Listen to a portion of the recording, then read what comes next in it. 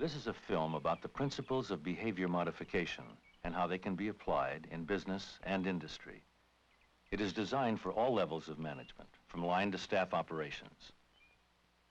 The film features Dr. B.F. Skinner, author of Walden 2 and Beyond Freedom and Dignity. The film also features Edward Feeney, Vice President, Systems Performance at Emory Air Freight. Mr. Feeney illustrates and interprets how Dr. Skinner's principles of behavior modification were successfully used at Emory, and how they can be applied in any industrial setting to improve performance and increase profits. Dr. Skinner, one of this century's most influential psychologists, is recognized as the world's foremost authority on the study of human behavior. He asserts that we are wholly shaped by our environment, that our present behavior is determined by society's reactions, both positive and negative, to our past behavior. Dr. Skinner's critics contend that this concept ignores man's capability to respond in a unique and creative manner. They also claim that he seeks to destroy the belief in individual freedom on which our culture is based. Because I'm not attacking freedom, I'm not attacking dignity, I'm not attacking anything on which a successful government could possibly be based. It's just, I'm talking about something beyond these things. I'm not for depriving people of freedom. I want them to feel free as much as they've ever felt free, and I'd like to have that, like to have them feel freer than they do now. And I want people to be achievers. I don't want to deprive them of the chance to do the things for which we give them credit. But much more is possible, and I think we are failing to do the kinds of things that we could do because we are misunderstanding what we mean by freedom and dignity, and it's standing in our way. Well, perhaps we better talk about some of the terms so that we will be sure exactly what we mean. What is behaviorism, and where did it come from?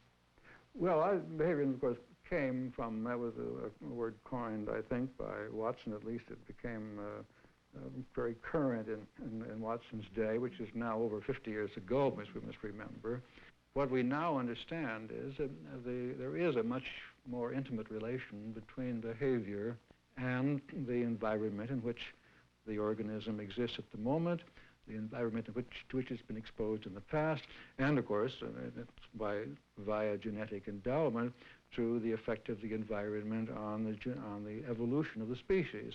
So that behavior is, rather than attributing it to states of mind, feelings, and that kind of thing, you attribute it to an environmental history. That's what I mean by behaviorism, and that's, I think, what has always been the essential position. What is operant conditioning? Rewards and punishments are what the layman thinks of. Well, they're special cases, but they're not general enough to cover the thing. You get an organism doing something, and if you then make a reinforcer contingent upon what he's doing, he'll tend to do it again. And with reinforcers you use in the laboratory are the simple ones, like food for a hungry organism or water for a thirsty one. But in daily life, all kinds of things are reinforcing. I gave a lecture at the Guggenheim some time ago in which I claimed that the word beautiful simply means reinforcing. Pictures reinforce you when you look at them. And if they do, you look at them again. If you don't, you turn somewhere else. Well, is anything reinforcing that causes you to repeat the behavior? Not causes to repeat, but makes it more probable that you will repeat, yes. The word reinforce means to strengthen. It doesn't mean to weaken. And a positive reinforcer strengthens when you present it, contingent upon behavior. So what's positive reinforcing for one person isn't reinforcing for another. There's no way of predicting in advance what is going to be reinforcing to a given individual. If you've just eaten a meal and been terribly sick, the sight of food will be terribly punishing to you. Ordinarily, if you're hungry, food is reinforcing. Suppose I'm a businessman who says, I don't want to use behavioral technology because I don't want to control my employees' behavior. Am I already controlling them? Well, of course. There's no businessman who isn't concerned about the ways in which his employees work. If he simply abandons them and allows them to do as they please in the permissive world, he's going to go out of business very soon. He won't be a businessman very long. What part does fear play in shaping employee behavior? Well, we fall back on punitive control all the time. We stop to think about it. Even the wages that we pay they're not really positive reinforcers. When you pay a man at the end of the week, 5 o'clock on Friday, for working all week, he's not going to work on Monday morning for something he gets on Friday afternoon. He'd be a fool to do that. He works on Monday morning. He'll be fired if he doesn't. He's working all day long under the eyes of a supervisor who can fire him. All the weekly thing does is to give him a standard of living, and all week long he's being threatened with being taken off that standard of living. So the whole thing looks like positive reinforcement, but is really aversive. The incentive conditions that prevail in a factory are the result of a kind of bargaining between the owners and the workers. And the owners will do everything they can to get more work for less pay. The workers will do everything they can to get more pay for less work. And they get together in somehow or other, they work out a prevailing system. This happens to be one in which almost nobody enjoys what he's doing. And it doesn't matter to either the labor or the owners whether they are enjoying it or not. These are not good incentive systems. There have been at times situations in which people have enjoyed what they did, and they've been very active, they've been very careful and precise, and they've got a big bang out of it. Now that isn't what happens when you arrive at a set of conditions by a bargaining technique between two opposing forces. How are you going to persuade both parties that they'd be much better off if they allowed someone to come in and work out some really good incentive conditions? Does a behavior modification system, once instituted, place demands upon supervisors and managers without reinforcing them too? Well, no, it would reinforce the manager because he's going to get more done, and he's being paid in terms of how much he gets done. Supervisors an in-between figure, but there again, it is a question of making sure of the contingencies for everybody, all the way from the worker to the person who owns the system and is getting his profits out of this, and that not to mention how much this is contributing to the good of the culture as a whole. If this company is making some perfectly worthless thing, then the whole thing is a total loss, except for the immediate gains of the workers and the owners, which are perhaps trivial compared with what it's doing to the culture. And if I would institute behavior modification in my plant, I would be reinforced when the profits went up. Well, I should suppose so. And this is not a form of stretch out in which you're just getting more out of the worker. No, you are taking into account not how much he's producing so much as whether he's going to stay on the job or change jobs or be absent and so on. Whether the job is reinforcing to the worker now is becoming more important than just how much he produces. Suppose I have a large business and I want to use behavior modification in a systematic way to increase productivity. No. How would I set about it? Well, there's a very good example of that. There's a company that is concerned with air freight shipments, and they were having great losses because the people who packed the things to be shipped were not using the right containers.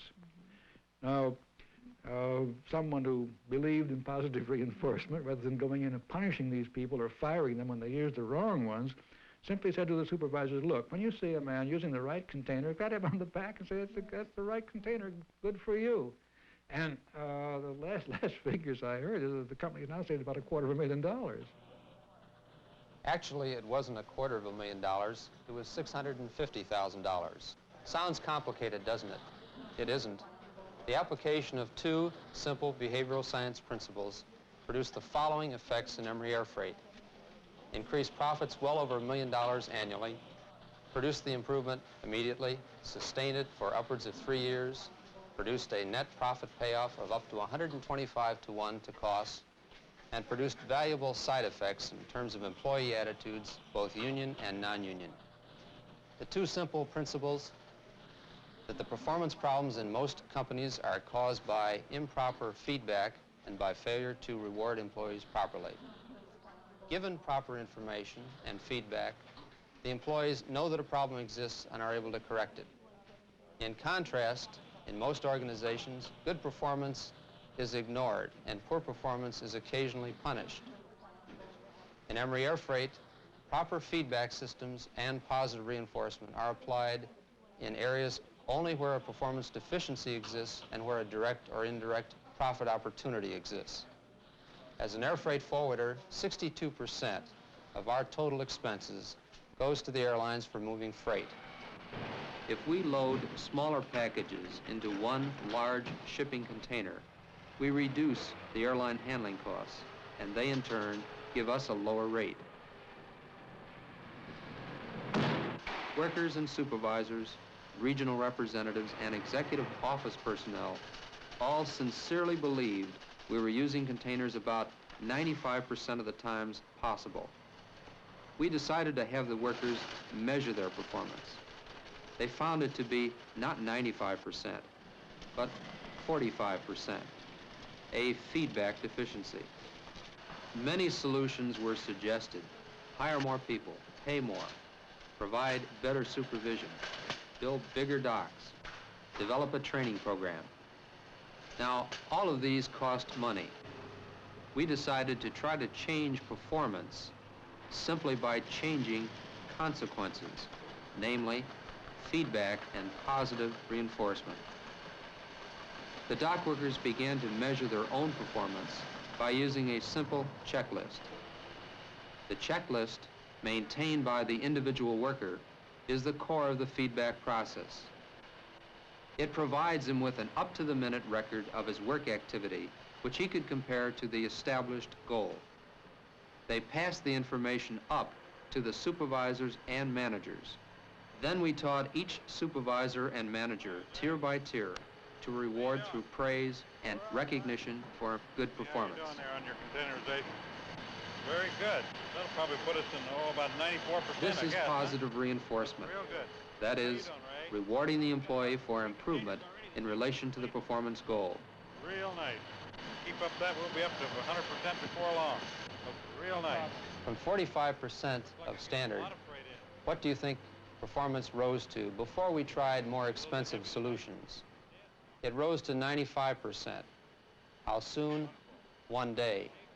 The cost of the program, $5,000. $100 for printing up the forms for the feedback program, and $4,900 for travel expenses and salary costs for the change agent traveling between key offices in the United States. The cost of praise and recognition, nothing. We applied the same principles to other performance areas which fell short of our goals. We wanted our customer service personnel to make all customer service callbacks by phone within 90 minutes. We began a program of self-feedback and positive reinforcement. By reinforcing any improvement in behavior, even a small one, we made it more likely that that behavior would reoccur. In this way, by rewarding each level of improvement, performance rapidly rose from 30% to 90% of standard, our desired goal. Corliss, I see your call count isn't up to the volume we have set for you.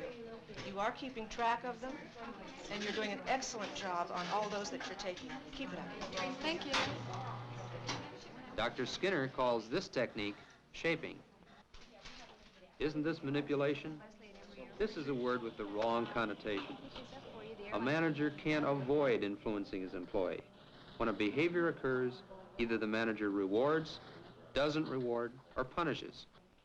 Each has an effect. This really is a question asked by people unaware of their great influence on others. Okay, you do want that picked up in the shipping department. Okay, we'll send some of that to get it for you. Thank you. Can you trust people to measure themselves? Yes. Reward people for reporting honestly, that is below standard, and you will continue to get valid figures. But punish those reporting performance below standard, and the reports may be altered. The computer area, where productivity was increased 20%, provides a good example of a principle that applies to all performance areas, the scheduling of positive reinforcement. The timing and spacing of how often a worker is rewarded is very important. Dr. Skinner calls this a schedule of reinforcement. Morning, Pete. Hi, Arnie. I see you exceeded your goal of 30 an hour. That's very good. Thank you. Keep it up. We scheduled rewards so that more reinforcement was given at the outset for slight improvement, for every improvement, and then on a diminishing, intermittent schedule. We found that once desired behavior was established, individual feedback structured positively, that is, what am I doing well, became rewarding. Positive reinforcement by a superior could be gradually decreased, though not eliminated. Performance, however, remained high. John, normally you send this feedback to us in Wilton, Connecticut, but since I'm here in Los Angeles, how are you doing sales-wise? Another essential point about positive reinforcement and feedback is that these techniques are applicable to all levels of company operations. We found that they worked equally well, whether they were applied to dock workers, supervisors, or managers and executives. Which we report on. Very good. A specific example, pickup calls answered in service in 30 seconds. They're performing at 97% efficiency here. That's as close to perfection as you're going to get. Excellent. One way our sales managers maintain sales performance is by praising the salesman and also teaching them a process called the post-call learning cycle, whereby the salesman reviews his own performance, finds the cause of any problems or successes, and applies them to a future sales call. Reinforcing superior performance. To give you an example, in sales, our salesmen are averaging 28% OA, observable action. That's about as high as I've heard. Excellent. Well, it's down there double the standard of 15%. Our drivers represent one of the most important groups at Emory Air Freight. They must work alone, out of sight of the supervisor. Are you here for pickup? Right, Thank you. They usually provide the only face-to-face contact with the customer. The cost per pickup and delivery is the second highest expense item in the company. Okay, thanks Thank a lot. you very We'll much. see you tomorrow. Bye. Measurement, feedback, and positive reinforcement are applied to key payoff areas in driver and dispatcher performance. One simple device adds a few columns to the driver's delivery manifest. As the driver delivers a shipment, he places a tick mark on the first day or second day column and totals it at the end of the day. Time for this operation, 1 minute per day per driver. The percentage of pickups made in 90 minutes after ready time is measured, and feedback is provided to both drivers and dispatchers. The number of pickup and delivery stops per hour, a key to service improvement and cost control, is also measured and computed.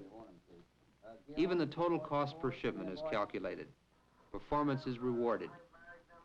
Productivity improved in 8 of the first 10 offices where the program was introduced. George, I noticed you made 24 deliveries today in addition to picking up 12 shipments. That's very good in 8 hours. Very good. That was pretty good. Yeah, I thought it was a pretty good day myself. What is this one up here now? Well, this round, this is Canoga Park. Is praise the only reward used? No. Many rewards can be used. Self-recognition of progress, awareness of personal contribution to profit improvement, even being asked for one's opinion about how to improve performance. Park first, and then come back around through, over to Burbank and back Riverside, back up through North Hollywood, and back in this area. We're going to save 35, 40 minutes. George, that sounds like a good idea to me. Let's try it. All right, we'll give her a try tomorrow. Great. In summary, remember these two principles. Correct the feedback deficiencies and reward performance. And try these solutions before you try more expensive solutions. And good luck. I hope you have as much success and profits from using these two principles as we've had here at Emory Air Freight. I'm not for depriving people of freedom. I want them to feel free as much as they've ever felt free.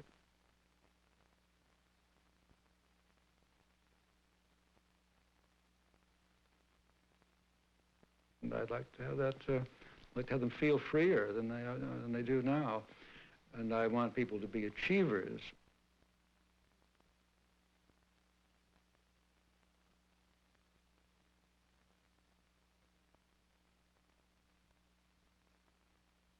A positive reinforcer strengthens when you present it, contingent upon behavior.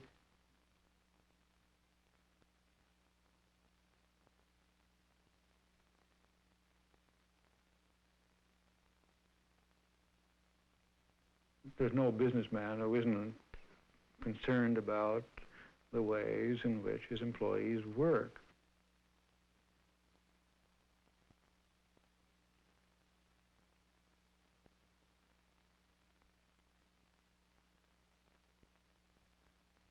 Whether the job is reinforcing to the worker now is becoming more important than just how much he produces.